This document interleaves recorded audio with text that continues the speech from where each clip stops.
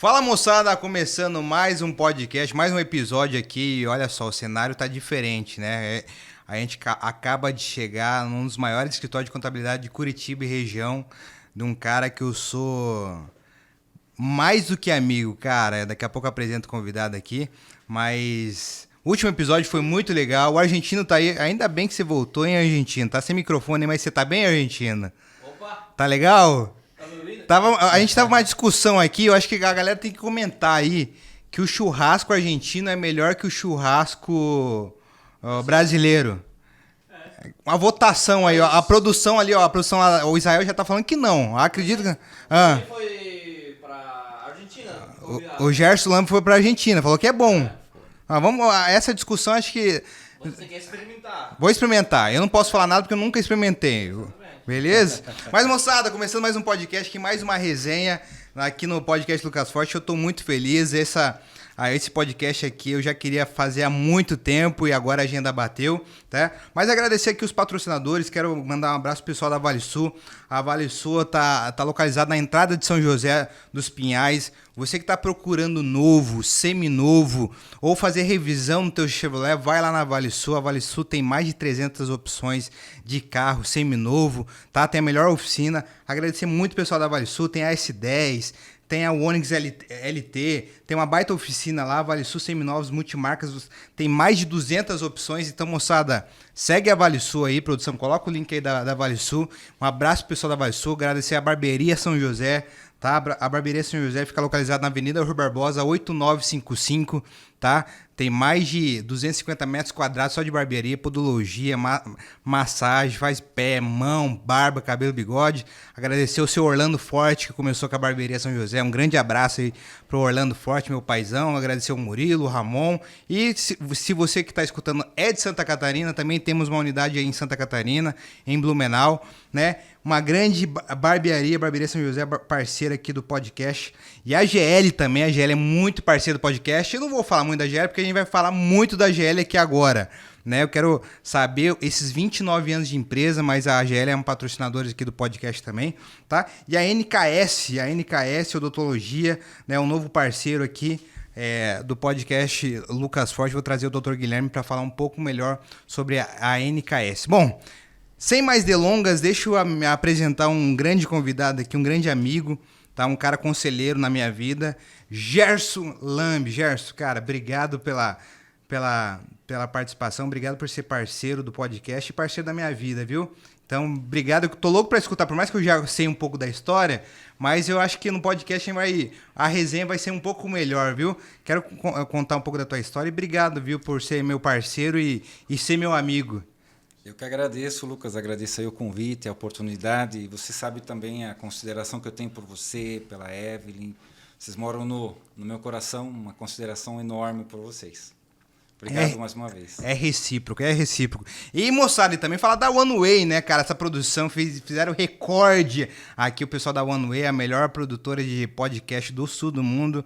O argentino tá na frente aí, dessa rapaziada, o Juba, o Israel, a Rebeca, né? O pessoal da One Way, vocês estão bonitos, viu, rapaziada? É difícil dizer, mas vocês estão bonitos, uniformizados, viu? Agradecer o pessoal da One Way aí, o parceiro da podcast. Mas, Gerson, vamos resenhar, vamos contar, né? O propósito do podcast Lucas Forte é pegar dicas construtivas com quem já construiu alguma coisa. E eu conheço você, sei da onde que você veio. Cara, eu tiro o chapéu, sem mais delongas, não preciso muito, mas eu tiro o chapéu por tudo que você fez e né, todo esse patrimônio empresarial que você construiu. Mas, Gerson, você é de Curitiba, veio de Curitiba, você já queria empreender nessa área de contabilidade? Porque a área de contabilidade precisa de uma certa demanda, uma certa inteligência brutal aí tudo que a gente vai comentar. Mas me fala, de onde que o Gerson veio? Então, Lucas, só para falar, contabilidade é aquela coisa, ou ama ou odeia. Ou odeia, né? Ama, não existe meio termo, né? Não existe meio termo, ou ama ou odeia. Mas assim, eu não sou de Curitiba, eu sou natural de Santa Catarina. Eu nasci numa cidade pequenininha, chama-se Palmitos, lá no oeste catarinense. Ah, em Santa Catarina? Lá em Santa Catarina, perto da região aí de Chapecó. Chapecó, sim. Região ali, Chapecó é conhecido. Aham. Palmitos é uma cidade, alguns conhecem, outros não, mas é uma cidade pequenininha. Aham. Eu nasci lá, meus pais são de lá, minha família toda é de lá. E eu morei naquela cidade até os 17 anos de idade. Foi então que eu vim para Curitiba. Vim morar aqui aos 17 anos de idade. 17? Mas por que você veio para Curitiba com 17 anos de idade? Então, Lucas, assim, a minha história ela começa assim. Eu saí da casa dos meus pais com 11 anos de idade. Ô, louco, muito cedo. É muito cedo. Uma criança ainda. Estava ainda quase mamando ainda. Ah, né? pois Quase 11 anos, pô. 11 anos de idade. Mas naquela época eu não tinha muita opção. Ou eu saía da casa dos meus pais para estudar, porque meus pais moravam no sítio e no sítio não tinha...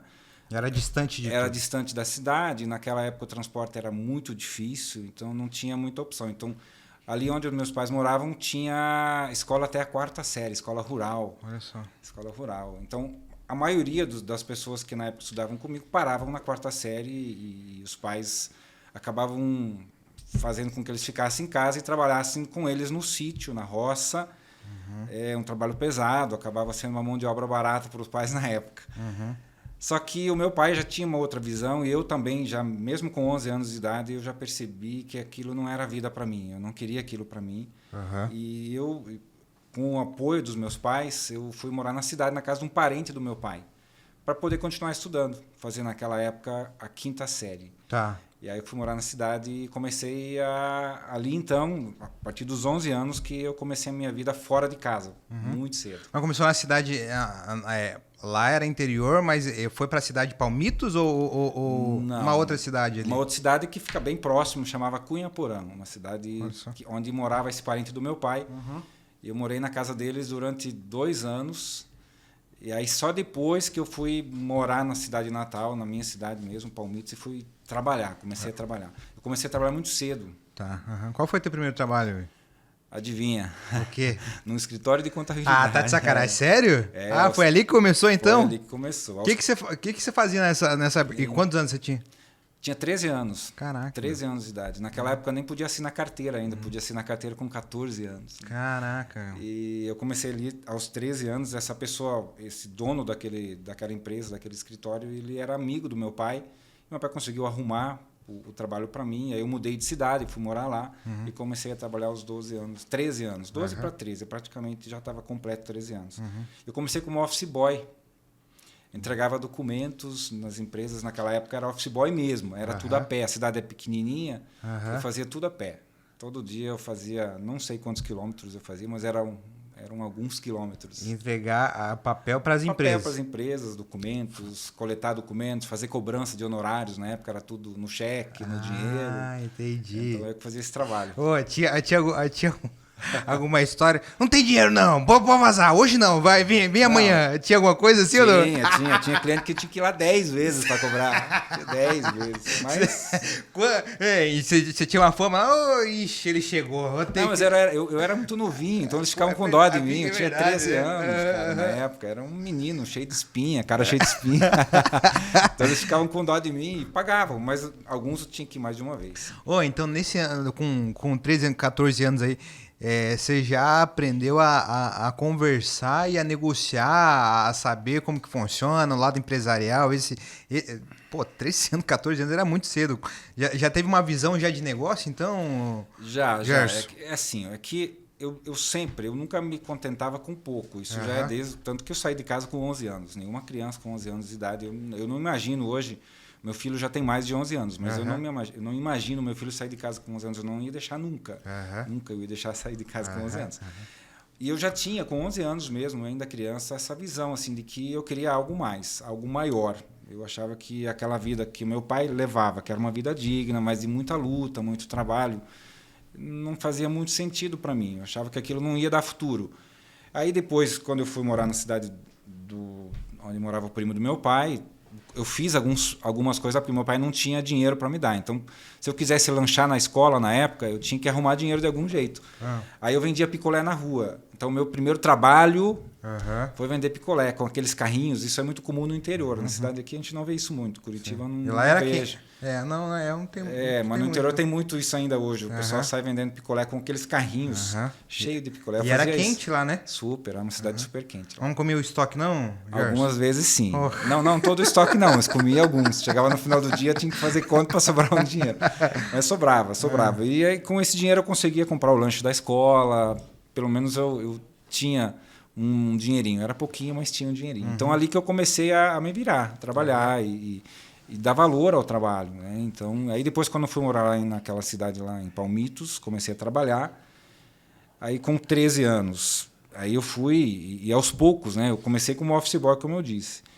Mas fiquei pouco tempo na rua, 6 meses, porque o dono do escritório, eu gostava de trabalhar naquilo, comecei a gostar, ele percebeu que eu tinha potencial.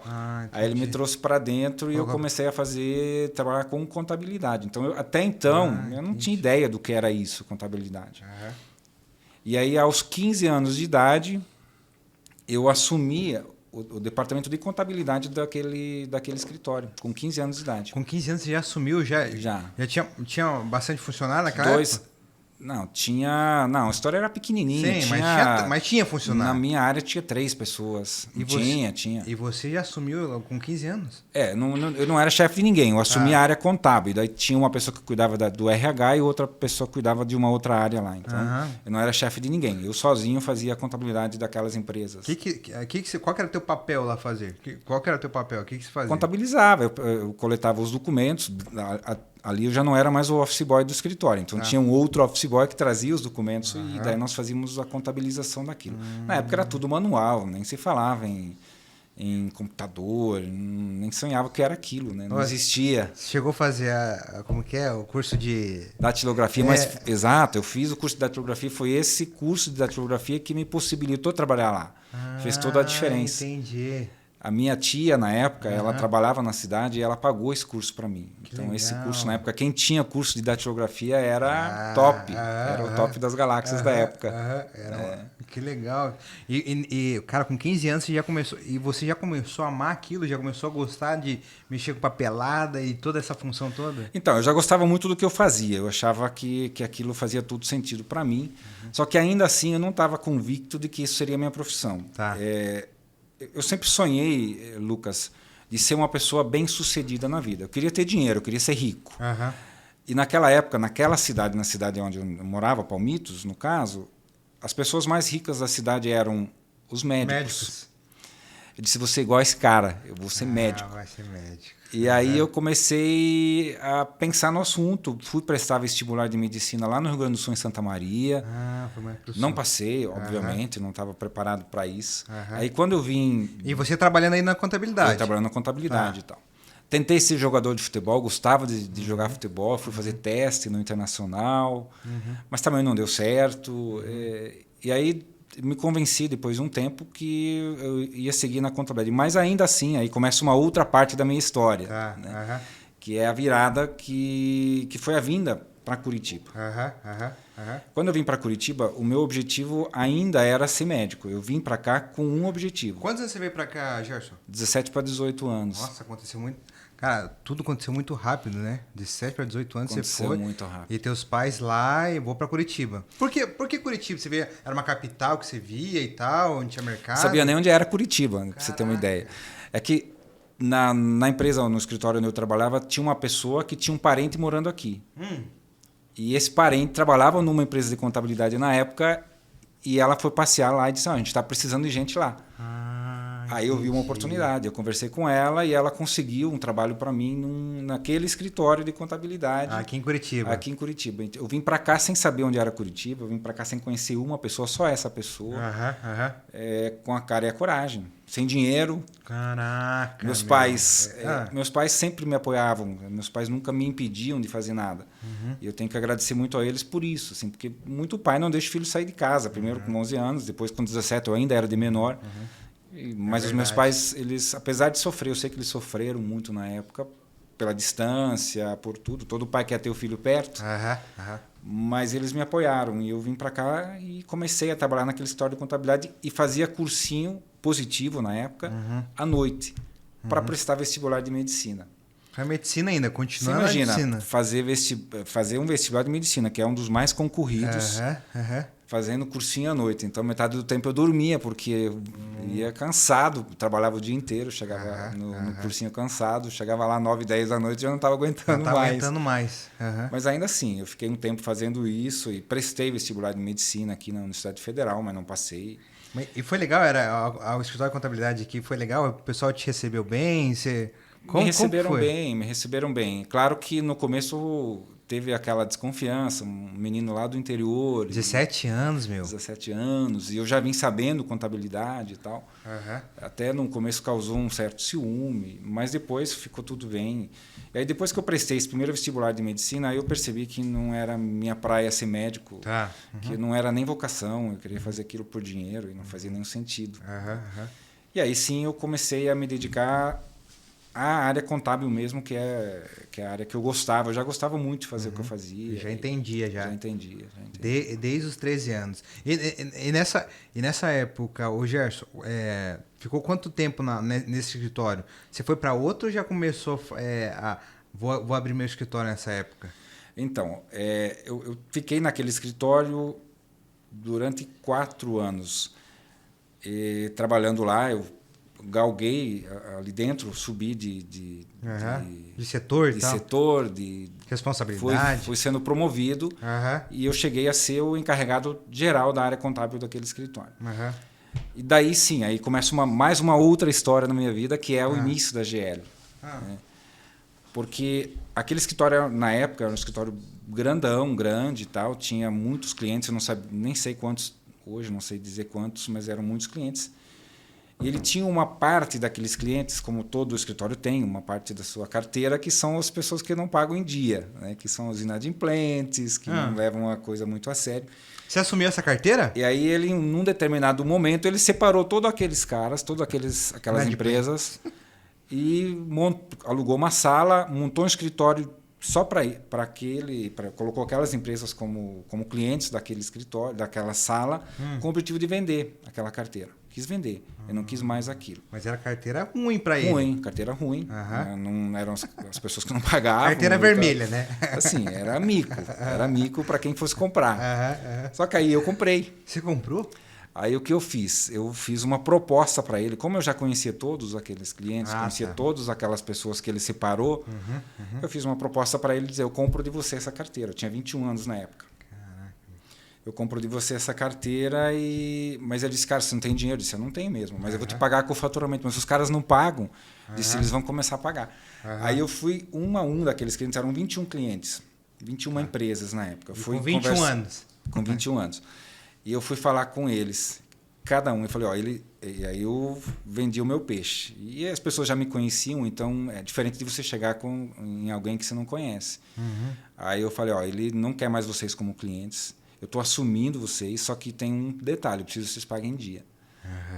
E aí eles começaram a pagar em dia, ninguém mais atrasou. Caraca. E foi assim que eu comecei a GL na época, pagando, comprei essa carteira, pagando com o próprio faturamento, e os clientes começaram a pagar em dia, deu certo. Em um ano eu quitei a carteira, e assim que a GL começou na época. E isso foi há 29 anos atrás? 1993. 93. E você foi de porta em porta conversando com os caras? De porta em porta conversando com os caras. Eu não sei se eles ficaram com dó de mim, mas que eles começaram a pagar em dia.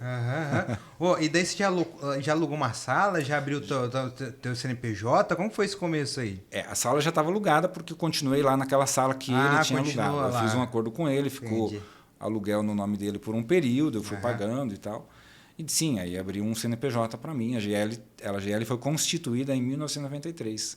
É o mesmo CNPJ desde aquela época. Caraca, aí que foi o começo da GL. Foi o começo da GL, em 1993. E me conte como que foi esse começo aí. Eles pagaram até sempre ou teve empecilho? Teve mês que passou aperto? Não, teve. No começo. Eles não ficavam inadimplentes. Às vezes atrasavam um mês e tal, mas a partir do momento que eu comecei a GL naquele momento, outras empresas, outros clientes foram sendo angariados, muitos até indicados desses clientes mesmo. Que legal. No nosso meio é muito isso, é muita indicação, né? A maioria dos escritórios das empresas de contabilidade eles crescem de forma orgânica, nunca é alavancado, porque é indicação. Porque você precisa confiar no contador. A nossa função é muito parecida com de médico, dentista. Você não vai num dentista que você não confia. A contabilidade é muito assim. Você deixa a tua conta, a tua empresa na mão de um profissional em quem você confia, porque é muito arriscado se você deixar isso na mão de alguém, de um qualquer, porque você pode quebrar uma empresa. O contador pode quebrar uma empresa. Se ele não fizer a coisa certa, ele pode... O empresário fica sabendo só depois que a conta vem. Só depois que a conta vem, que doideira. É muita né? responsabilidade, a gente tem muita responsabilidade. Até porque o empresário, Gerson, o empresário, ele tem muita função, né, cara? Ele precisa entregar toda essa função para a contabilidade e ele se preocupa com outras coisas. Ele acha que a contabilidade está fazendo o papel dela, né? Exatamente. Ele não tem obrigação de fazer isso. Ele está pagando, ele está nos contratando para isso. Mas para isso ele precisa confiar na gente. Caso não, aí não dá certo. Ô, Ger, e quando você inaugurou lá a AGL lá, como que foi? Você estudava no paralelo ou você inaugurou? Como que foi? Sim, eu comecei em 93 e eu já tinha o curso técnico em contabilidade. Naquela época a gente podia fazer a inscrição no CRC com esse curso técnico. E eu só fui fazer a faculdade de Ciências Contábeis depois que eu comecei a AGL. Tá? Aí eu já estava com a AGL aí que eu fui fazer o curso de Ciências Contábeis e depois fiz MBA, pós-graduação e tal. Aí eu me especializei mesmo. Mas até então, quando eu comecei a AGL, eu era técnico em contabilidade. Mas tinha inscrição no CRC, podia atuar legalmente sem problema. Mas foi um começo muito difícil, Lucas, porque primeiro que a gente não tinha recurso. Então, tinha que fazer tudo. Tinha 2 pessoas na época trabalhando comigo, mas eu fazia quase tudo. Então, às vezes, saía 10, 11 horas da noite do escritório, né? Para voltar às 7 da manhã do outro dia e dar continuidade. E naquela época não se tinha a facilidade que se tem hoje. As coisas eram tudo manuais ainda, né? Era tudo, não vivíamos naquela época numa era da digitalização como a gente está vivendo hoje. Né? Era então, tudo arquivo. Papel. Naquela época o escritório de contabilidade cheirava a mofo, porque era muito papel, era caixa de papel para tudo que é lado. Né? E não é mais assim hoje, graças a Deus. Graças a Deus as coisas hoje estão muito diferentes. As coisas evoluíram, né? Como tudo. Né? Cara, Gerson, a AGL tem 29 anos, cara, mas nos anos 90, como que foi nos anos 90? Porque o 93 já era real, né? Já era real. O real começou em 94, né? O 94 foi uma coisa assim, né? Foi. Como que foi, cara? Como que era a dinâmica para o cara abrir uma empresa nessa época? Demorava. Então, como que era, cara, para o cara, vou abrir um CNPJ. Como que era para abrir um CNPJ, né, nos anos 90? Nossa, era muito difícil. Primeiro que assim, tudo era, como eu disse, era tudo manual. Então, você tinha que datilografar, na época, o contrato social da empresa, pegar a assinatura, levar na junta comercial, fazer o registro. Demorava 20, às vezes 30 dias para esse registro sair. Aí, de lá, ia para a Receita Federal, demorava mais um tanto. Depois ia para a prefeitura. Então, todos os órgãos, eles não eram interligados como são hoje. Hoje, você protocola um processo na junta comercial... 2 dias no máximo, né? Às vezes nem demora 2 dias, você já está com o contrato registrado, está com o CNPJ, está com o alvará, a empresa já está pronta para começar a trabalhar. Então, na época, era muito comum que as empresas elas começavam a trabalhar sem ter a documentação toda ela completa, porque demorava muito. Era muito... Comparado, naquela época a gente não tinha noção de que era tão difícil, comparado com o que a gente tem hoje. A gente vê o quanto era difícil naquela época alguém querer empreender, alguém querer abrir uma empresa, porque o cara tinha que ser muito determinado, não era simples assim, não. Nessa época se falava em dólar, né? Não falava nem... O dólar sempre esteve muito presente na nossa economia, né? Hoje, ainda hoje, né? As pessoas acabam fazendo essa paridade real-dólar, né? A gente sempre faz isso, mas o dólar sempre esteve presente. Então, nessa época, você lembra uma grande empresa... Tem algum cliente que está com você há mais de anos aí? Eu tenho... Tem sim. Tem o cliente 01 que eu falo, que é o primeiro cliente da GL, que até hoje? Que está até hoje. Cara, que top isso, que é o nosso... Que, inclusive, é um dos maiores clientes que a gente atende. Que legal, meu. E essa pessoa tem um papel fundamental na minha vida e na história da GL. Eu sempre, quando tenho oportunidade, eu falo isso para ele. Já falei isso em público para ele. Ele, na época, quando a gente começou a GL, ele era o cliente 01, primeiro cliente que nós atendíamos. Na verdade, assim... Era daquela lista lá ou não? Não era. Era assim, ó. Deixa eu contar direito essa história. Falei. Quando eu trabalhava naquele escritório, eu já atendia essa empresa em paralelo. Eu conheci o dono, a gente acabou sendo apresentado, eu comecei a fazer alguns trabalhos para ele. Tá. A contabilidade daquela empresa é uma indústria de máquinas lá em Colombo. A contabilidade dele na época estava toda atrasada e tal. Eu comecei a fazer à noite e tal, fazer um freelance para colocar a contabilidade em dia, e isso também me ajudava a dar uma graninha extra na época, que era bem importante, a grana sempre estava muito curta na época. E ele veio a se tornar cliente em definitivo da GL, depois quando eu abri o meu CNPJ. Então eu considero o cliente 01 por causa disso. Ele não fazia parte daquela carteira, mas ele teve um papel fundamental na história da GL. Porque, primeiro, porque ele me ajudou na época muito.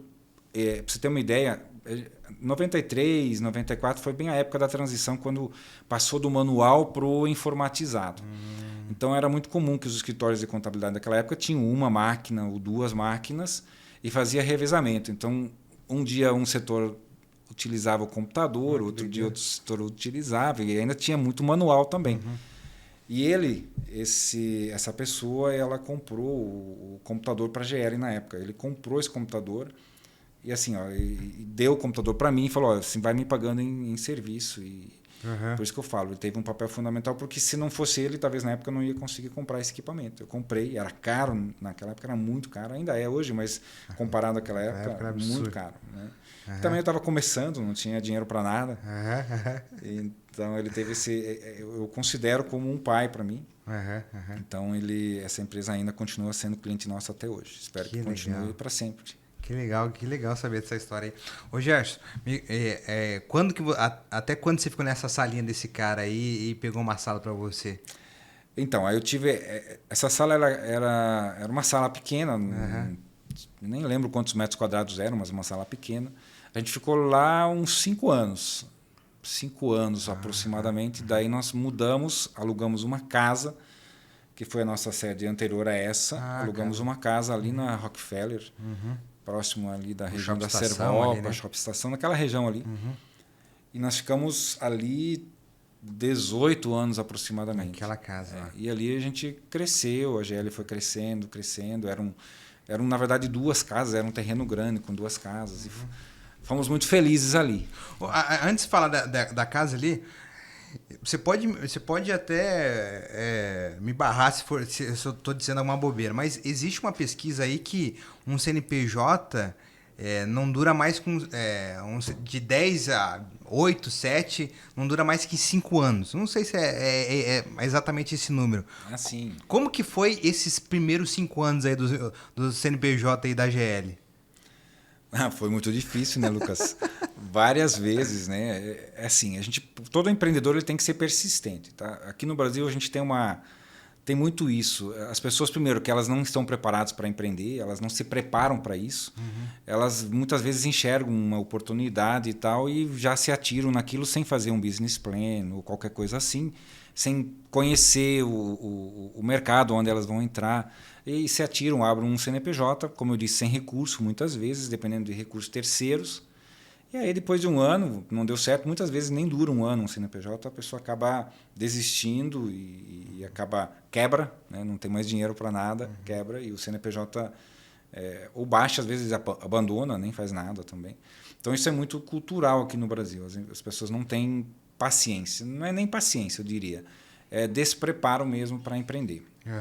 Muitos. Quem faz esse papel, esse trabalho de se especializar, de ir atrás, de pesquisar o mercado onde vai entrar, eles se dão super bem. As oportunidades existem, inúmeras oportunidades para se empreender aqui no Brasil. O Brasil é um país pujante, com oportunidades sem fim. Mas tem que estar preparado, não dá para ser...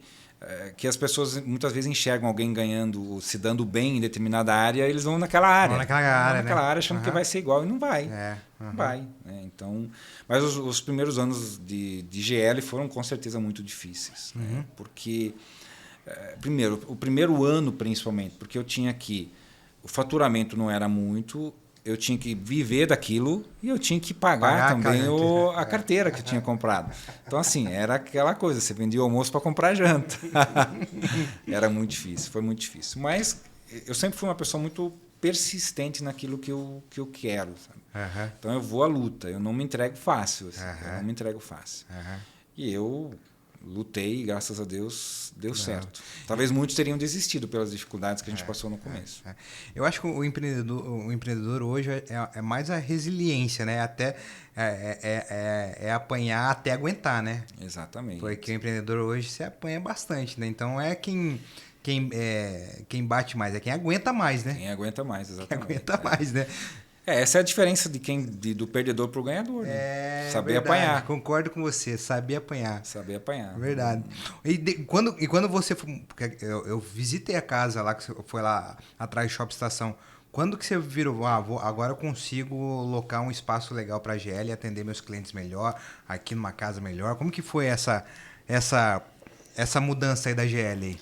Então, a gente tava super bem lá, a estrutura era ótima, você conheceu. Era uma estrutura bacana, bem montada. Não, mas não daqui para cá. Quando você foi para casa. Quando você saiu da salinha lá e foi para casa. Certo. Como que foi essa mudança aí? Ah, sim, não. A gente mudou de nível, né? Porque a gente fez uma casa grande pra caramba, né? Não, no começo sobrava espaço, né? Sobrava muito espaço. A gente era pequenininho, né? Mas a gente tinha uma visão já, eu já tinha uma visão na época de que nós cresceríamos, que a GL cresceria. Né? E a casa depois acabou se tornando pequena. Né? Nós tínhamos, as duas casas acabavam sendo utilizadas. E naquela época a gente tinha que ter um espaço ainda de arquivo morto, papel, então a gente tinha uma área reservada para isso. Mas, assim, o espaço era grande, nós tínhamos lá mais aproximadamente 300 metros quadrados de área útil e tal, mas no final, antes da vinda para cá, o espaço já acabou sendo pequeno. Cara, que doideira. Acabou sendo pequeno. Porque era uma casa antiga, então as divisões não eram muito bem feitas também. Né? Você falou assim, cara, uma contabilidade pode quebrar uma empresa. Me fala a importância, porque eu sei que a AGL entrega tudo, até o balanço, até a previsão, até o ponto de equilíbrio. Vocês têm uma ferramenta, uma estrutura muito legal. Me fala, Gerson, quero abrir uma loja de roupa. Vou sentar com você. Qual que é o papel da AGL antes de você abrir querer abrir uma empresa? Você pergunta alguma coisa, você pega os dados de alguma coisa, você questiona alguma coisa? Ou como que funciona essa parte da contabilidade de vocês? Aí? Tem duas situações, né, que a gente angaria clientes de duas formas. Esse cliente que está começando o seu negócio do zero, né, e o cliente que já tem o seu negócio e que acaba migrando de uma outra empresa de contabilidade para a gente, para a GL.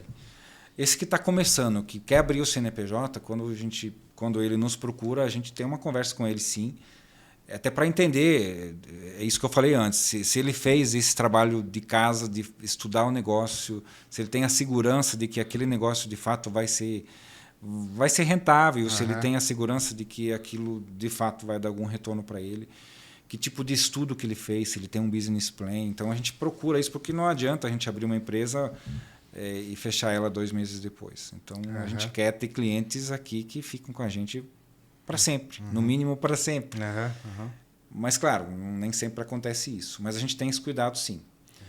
E quando o cliente vem de uma outra empresa de contabilidade, a gente também procura ser ético. A gente não tem, apesar de não ser uma regra no nosso meio, muitos acabam fazendo isso de uma forma, vão lá pescar no aquário do vizinho.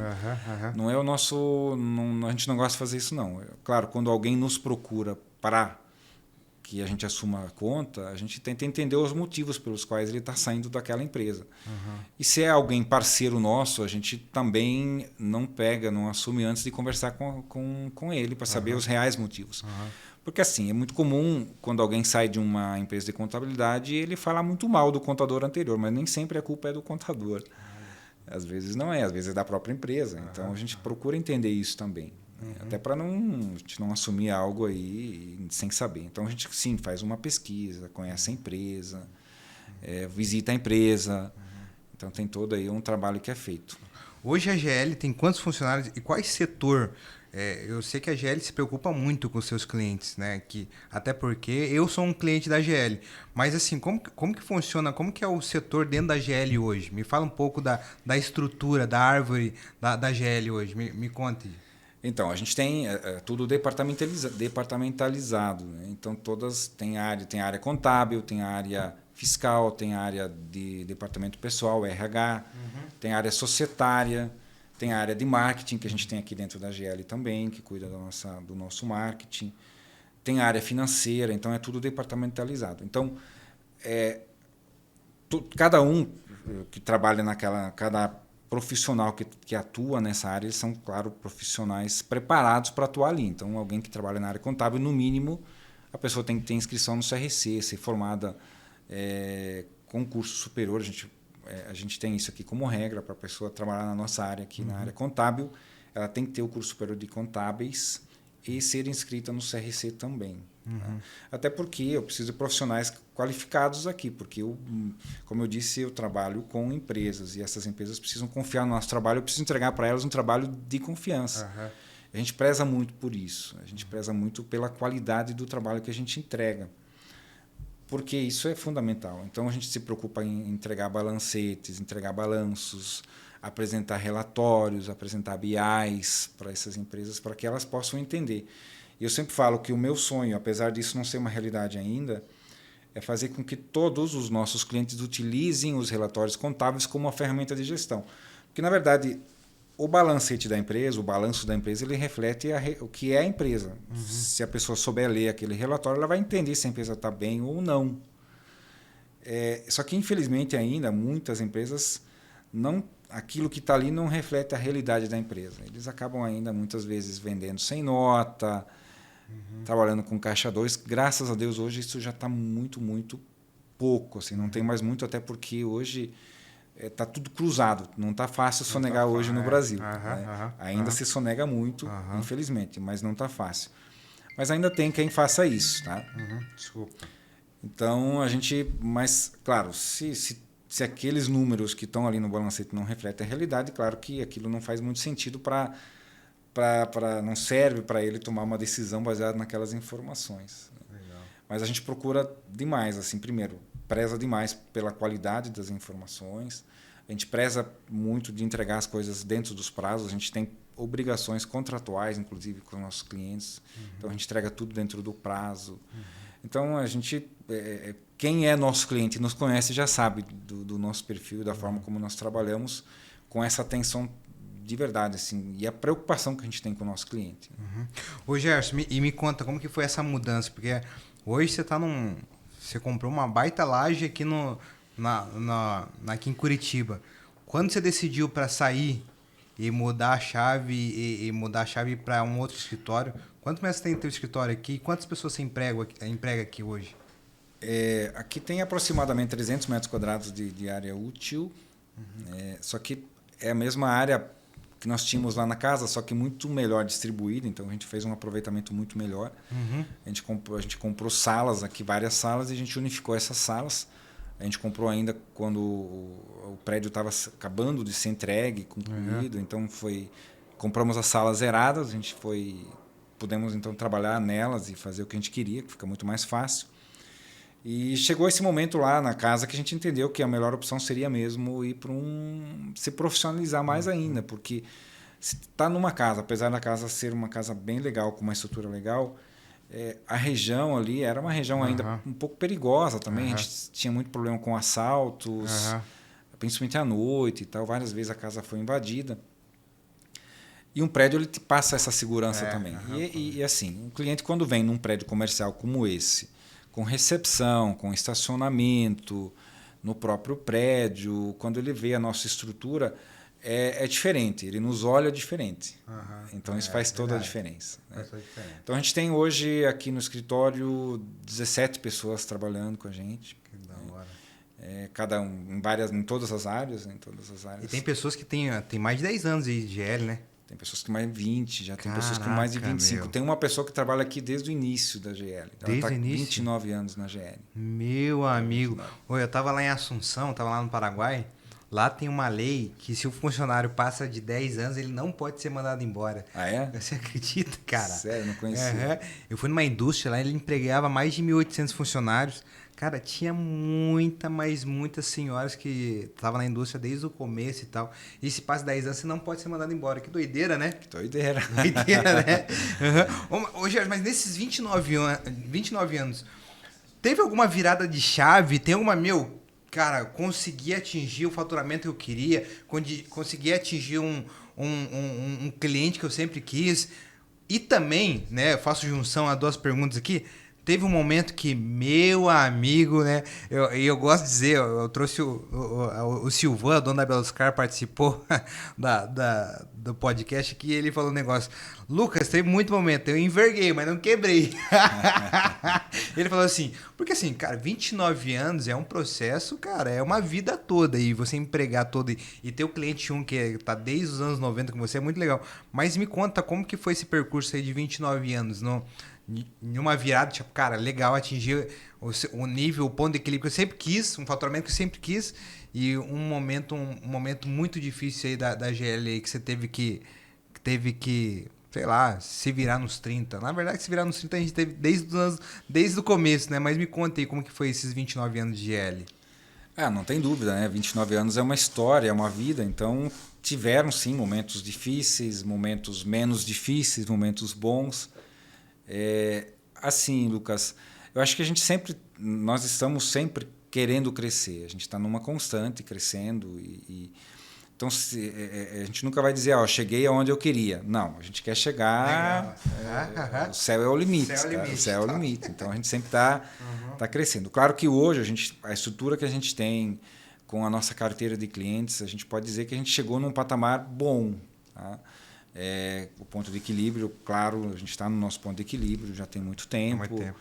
Então isso não é problema. Mas tiveram sim momentos bem difíceis. Eu lembro que lá no início da GL, naquela época nós já estávamos na casa, na Rockefeller, a gente atendia uma empresa, na verdade era um grupo de empresas, de 4 empresas, que representavam quase metade do faturamento da GL na época. Caraca, meu. E esses caras, de uma hora para outra, resolveram sair da GL e levar toda a contabilidade para ser interna, porque eles cresceram muito e tal. E eu lembro que na época... 50% do faturamento? 50% do faturamento. Aí se pensa, se perder de uma hora para outra, 50% do faturamento. Reduzir 50%. E a gente não consegue reduzir proporcionalmente também o custo, porque o nosso maior insumo, o nosso maior custo é mão de obra. Mão de obra. E eu não podia sair dispensando todo mundo na época, até porque, e aí sim, a gente já foi atrás de outros clientes, a gente já começou a prospectar. A gente nunca para de prospectar, mas a gente colocou uma força um pouco mais intensiva na época para fazer isso. Mas foi um momento bem difícil, eu sei que foram alguns meses muito difíceis. Claro, bate o cansaço, o desânimo, aquela história, né? A gente enverga, mas não quebra, né? Então, aí se arruma forças onde às vezes não tem e continua, e deu certo. Outros clientes vieram e a gente superou aquele momento difícil. Que da hora, meu, que da hora. Nesse momento aí, qual que foi um aprendizado, um aprendizado aí que você levou aí?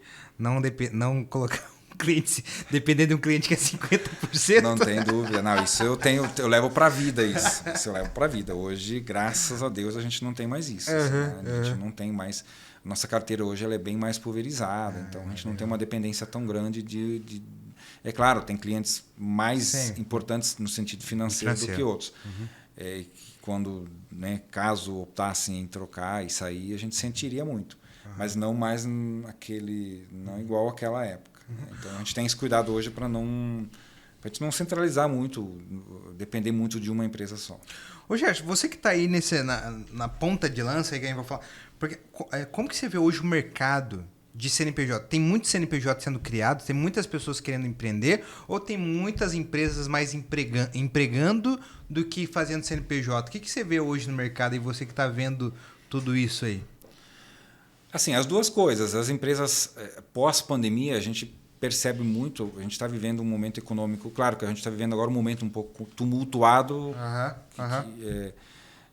politicamente falando, isso acaba afetando a economia de um modo geral. Então as pessoas ficam um pouco mais receosas em investir, pensam 2 vezes em fazer algo. Verdade. Isso provavelmente vai mudar logo depois de domingo, janeiro, as coisas vão começar a andar de novo, esperamos. Enfim, mas a gente percebe que pós-pandemia, alguns setores sim estão crescendo muito, né? Empregando muito. Assim, a gente está percebendo aí esse movimento bem grande de retomada do emprego. A gente vê aqueles números, né, de pessoas desempregadas e na verdade, isso não reflete muito a realidade, porque a gente sabe que existe hoje uma falta de mão de obra especializada. Então, essas pessoas são pessoas que não têm preparo, não estão preparadas, infelizmente. Então, tem muito emprego sobrando e muitas pessoas desempregadas. Então, não fecha, a conta não fecha. Né? Concordo. Mas por quê? As pessoas não estão preparadas para aquelas áreas que tem hoje vagas sobrando. Né? Então, não se prepararam para isso. E também o empreendedorismo, o brasileiro, de uma maneira geral, ele é empreendedor. Né? Até pelas dificuldades que a gente, né, passa. Então, a gente vê pessoas... E a pandemia foi um laboratório. Né? Foi um laboratório porque pessoas que acabaram perdendo emprego foram obrigadas a empreender. Vender coisas na rua, fazer coisas em casa para vender na rua.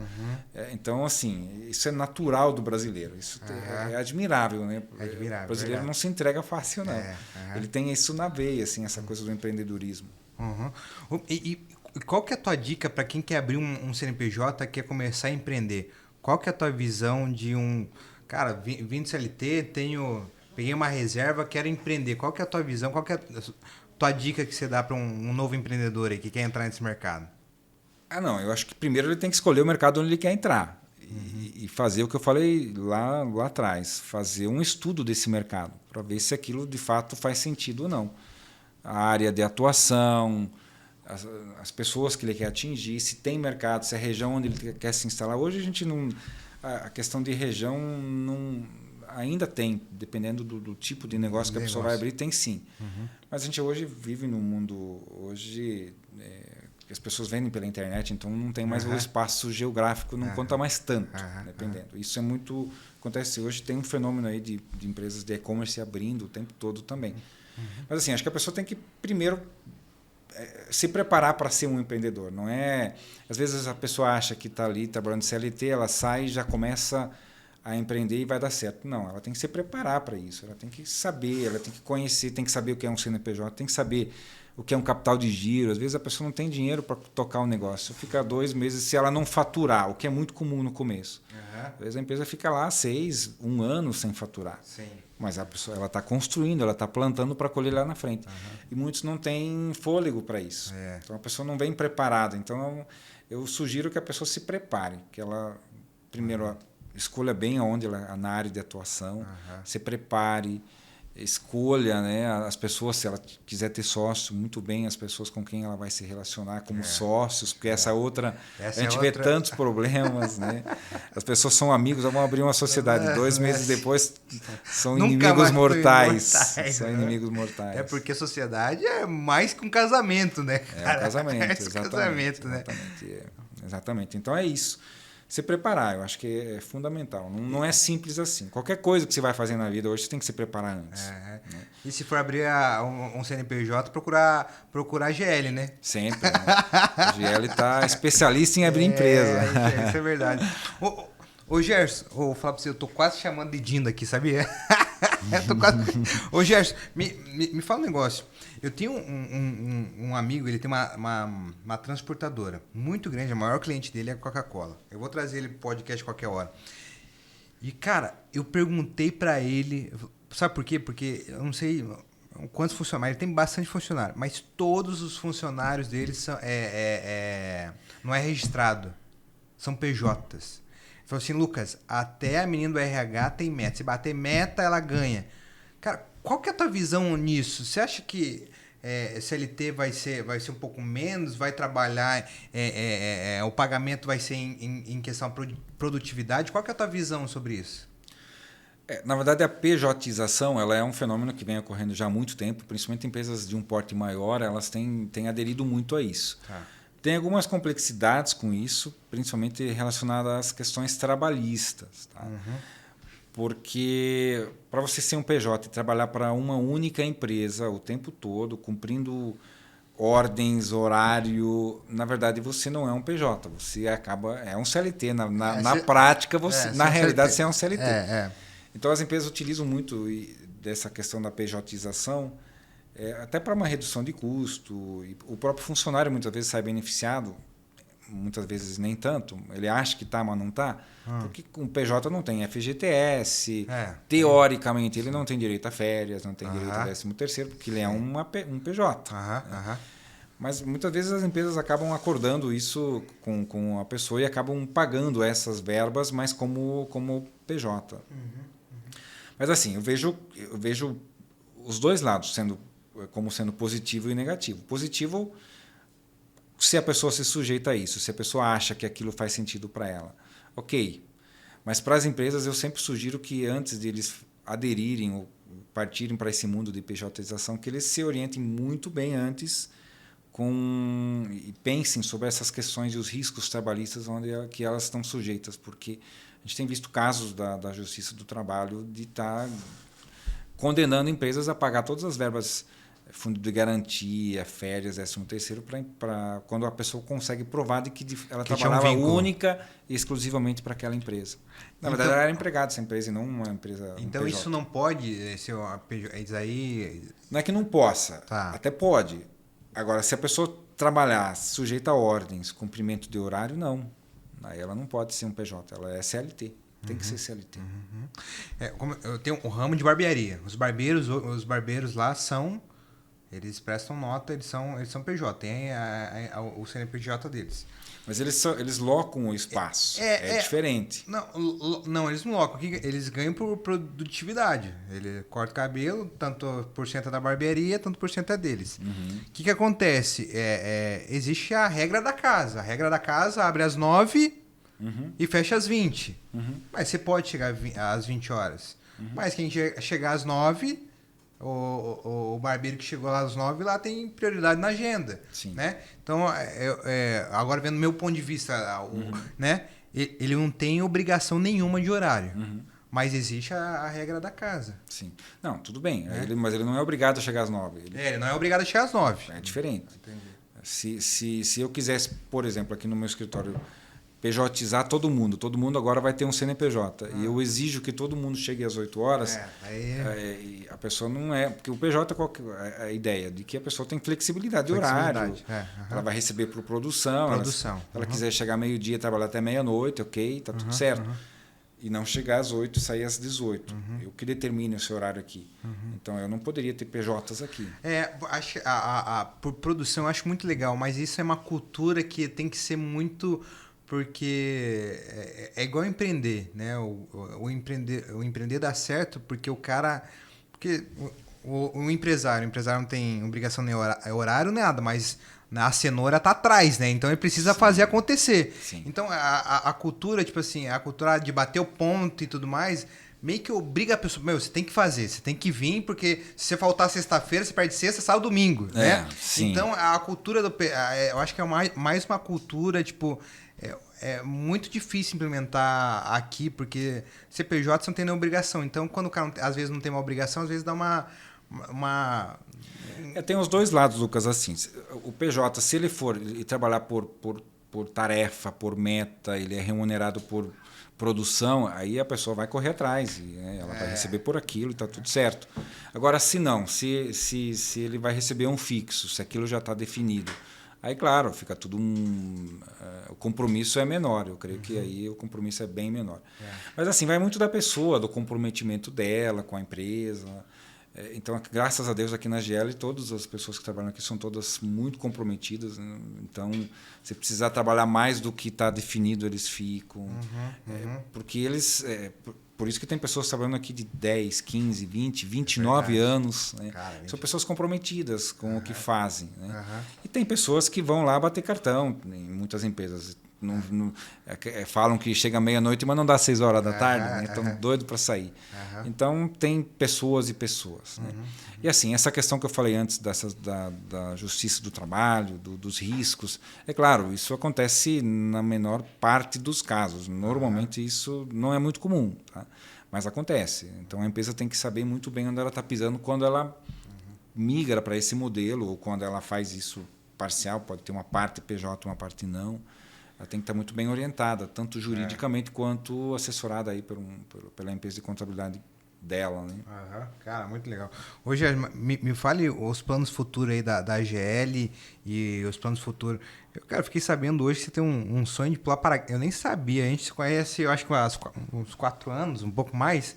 Cara, você tem um sonho de pular paraquedas, eu não imaginava isso. Eu sabia que você era radical, mas nem tanto. Mas me fale, vamos falar do paraquedas, mas me fale quais que são os planos futuros da AGL, o que você almeja, qual que é teu mapa da AGL daqui a algum tempo aí. Então, os planos da GL são crescer sempre, né? A gente está aí pretendendo, a gente está fazendo, tem algumas iniciativas aí de marketing que a gente está fazendo, que estão na rua, justamente para a gente se tornar mais conhecido ainda e crescer. A gente quer crescer de uma forma orgânica, continuar crescendo de forma orgânica. Claro que o alavancado é importante, mas o alavancado às vezes não é sustentável. O crescimento orgânico é muito mais sustentável, no nosso caso. No nosso caso, não estou dizendo que talvez num outro tipo de negócio é muito diferente. Né? E sim, então a gente tem, é claro, a gente vive um momento, né? A nossa área ela é muito atingida pela digitalização. Então a gente está tendo que evoluir muito rápido nessa questão de digitalização. Hoje tem RPs, sistemas aí, e a gente precisa estar por dentro, adaptado, saber usar e se adequar àquilo. Tá? O tempo do papel acabou praticamente. Né?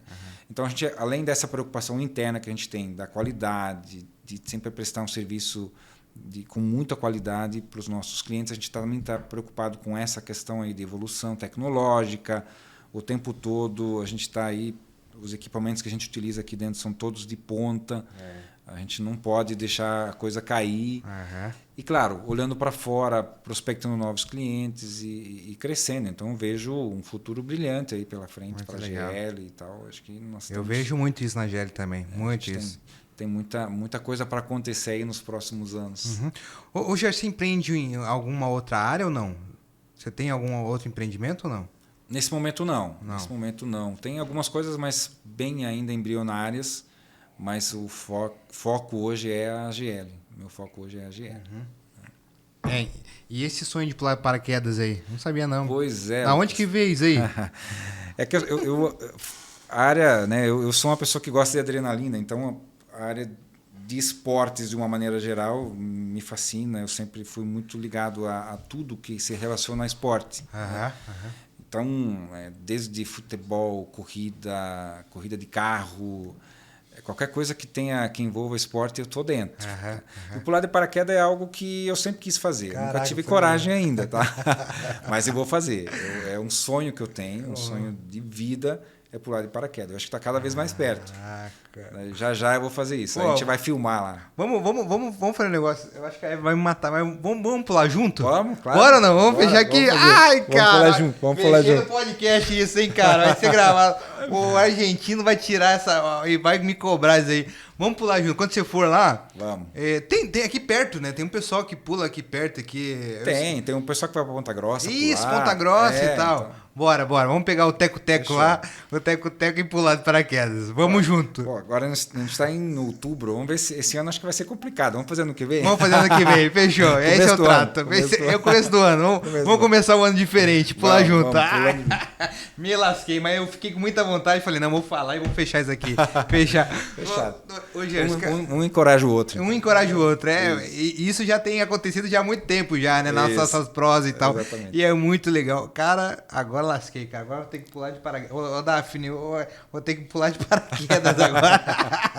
Cara, mas vai ser legal, cara. Isso, agora não tem como Não, agora já apertei tua mão, meu homem. Aqui... Vai ficar feio, tá gravado? Não, né? tá gravado. Como diz meu pai, aqui é no fio do bigode, né? Isso aí, fio do bigode. Isso aí.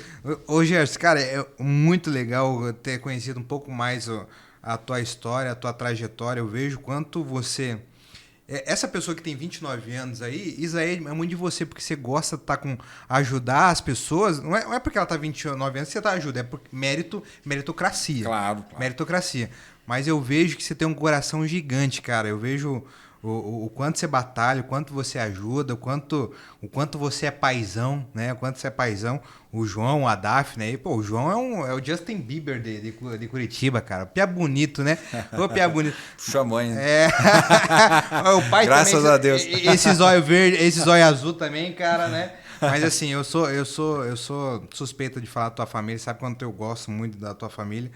E é uma honra tê-lo como amigo. E eu queria muito ter essa resenha no podcast, por isso que a pessoa da One Way trouxe toda essa produção aqui na GL. Eu quero, não, vamos fazer na GL. Gerson, me fala tuas palavras finais aí, fala o arroba da GL, pode falar o teu arroba aí também, tá? E o empresário que tá vendo, né? O empresário que quer começar, como eu consigo encontrar a GL? Aonde eu consigo encontrar a GL? Então, Lucas, a gente está... Primeiro, eu quero agradecer a oportunidade que você está me dando para a GL. Acho que vai ter aí uma repercussão bem grande. Amém. Fico feliz de poder estar falando aqui. E assim, a gente está aqui aqui é Vila Isabel, divisa com Água Verde. A gente está no Inspira Business. A gente está em todas as mídias sociais. A gente pode ser encontrado em todas as mídias sociais. GL Inteligência Contábil, em todas as mídias sociais.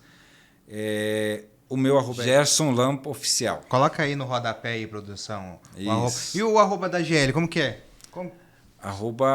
Como que é a produção? GL Inteligência Contábil. A Daphne tá ali, ó. A Daphne tá falando. É isso aí mesmo. É isso mesmo. A Daphne é a encarregada do marketing, né? Então ela tem que saber. Olha só, eu vindo pra cá, aonde que eu tava? Eu tava ali perto da Kennedy. Eu sou muito ruim de localização, mas apareceu lá a GL no telão lá. Então, é isso que eu estava falando. A gente está tendo aí uma campanha... Telão de LED, bonito pra caramba, meu. Em alguns tem telão de LED, tem fixos também. Legal. A gente atende a Outdoor Media, a nossa cliente, e a gente fez uma parceria com ela. Está sendo bem legal. A gente está aí... Estamos nos tornando mais conhecidos, como eu disse. Eu ia filmar e tal, só que o sinal abriu, eu tive que ir. Mas eu quase peguei, mas muito legal. 29 anos. Completa 30 quando? No ano que vem, em março do ano que vem. No ano que vem, em março, 30 anos, hein? Festa dos 30 anos. Festa dos 30 anos tem que ser lá no Castelo Batel, lá e... Vocês já estão convidados. E cantor, e... Vamos gravar outro podcast. Vamos gravar? Vamos fazer. 30 anos. Vai ter até o prefeito de Curitiba lá nessa festa aí. Vou chamar. Gerson, cara, obrigado, meu amigo. Cara, obrigado e obrigado por compartilhar a tua experiência. Eu sempre falo, cara, todo pessoal que eu converso aqui no podcast, cara, eu acho... Me perguntaram esse dia, cara, de resumo de todo esse pessoal que você conversou, qual que é o segredo? Cara, é resiliência, cara. É aquela lá que eu falei, é quem aguenta apanhar mais. Exatamente. Não tem, cara, não tem segredo, cara. Acho que tudo que você faz com constância é muito difícil. Cara, o que vem fácil vai fácil. Que vem fácil vai fácil. Mas é a constância e a crença, cara, é acreditar, né? Não é à toa aí que a GL é um dos maiores escritórios de contabilidade aqui do Curitiba. Eu tenho certeza que em um futuro próximo vai ser a maior. Não tem certeza.